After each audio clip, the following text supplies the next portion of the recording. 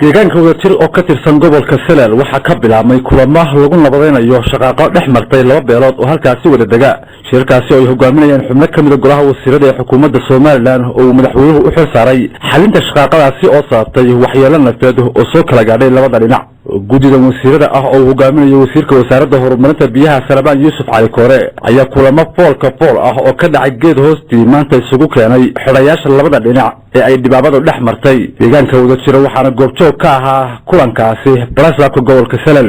shirka ayaa labada dhinac loogu jeediyay hadallo isugu jira mahadnaq waana iyo waliba wacad xid nabadeed waxaana ugu horeyn halkaasi ka hadlay gudoomiyaha gobolka Salal Mawlid Maxamed Nuur waxaan anigu u kacay laba qodob dhinaca dhibkaysta waxaan leeyahay war wixii dhibkaysta lagu yaqaanay ayaa maanta madasha lagaga fadhiyaa laga helo dhinaca dhibanahana waxaan leeyahay walaalkayo culays baa kugu dhacay adna wixii dhibana lagu yaqaanay ee tanaasul lahaa ee xurmo lahaa ee dulqaadasho lahaa adna laga helo wasiirka wasaaradda horumarinta beeraha Axmed Muumin Said oo isna halkaasi ka hadlay ayaa uga mahadnaqay odayaasha labada deegaan ee waxyeeladu dhex martay ajirista ay soo ajireen in ay kulankan isugu yimaadaan socdo xukuumadda waxa halka madaxweynuhu soo diray madaxweyne ku-xigeenkuba in arinta xalkeega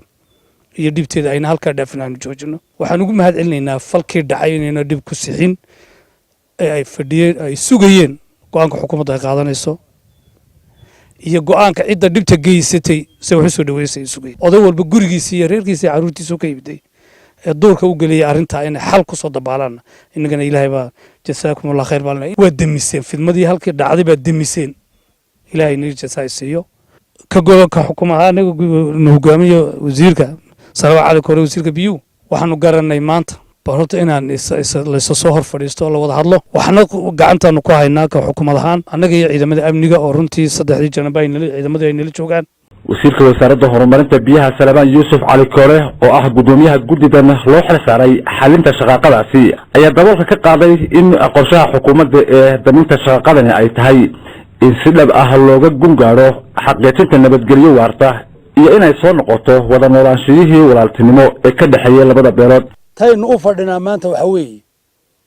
waxaa tihiin dhibane iyo dhib loo geysti qolada dhibta geysatay waxaanu ka rajaynaynaa oo aanu ka filaynaa sidii dhaqanku ahaa ee lagu yaqaanay inaad martaan waddadii dhaqanka ahayd ee lagu yaqaanay ee qofka dhibta geystaa uu maro ee dhaqan odayaasha dhibta loo geystay waxaanu aad iyo aad ugu ammaanaynaa intii dhibtaa loo geystay inaanay wax dhiba ka dabagelin culayska ay arrintaa dawladdu saarayso ama xukuumaddu saaraysa waad garanaysa waa markii labaad oo aanu nimid aad iyo aad ayaanu runtii u jecel lahay in arrintani dhammaato ilaahay waxaanu ka rajaynaynaa in ilaahay arrinta aanu halkaa aynu isugu nimid dhammaanteen in ilaahay maslaxad ku dhammeeyo dawladdu waa idin jecesha ma jecelin in dhibi idinkala gaadho ma jecelin inaanu idinkala raacno ma jecelin inaanu cid xagga dhinac saaro ma jecelin inaad colaatantaan ma jecelin wallaanaan u jeclay walaalayaal waxaanu idin noqonaynaa markhaati waxaanu idin noqonaynaa dhexdhexaadin waxaanu garanaynaa maanta meesha ay joogto Salabaan Cabdi Cali Kalsan TV Hargeysa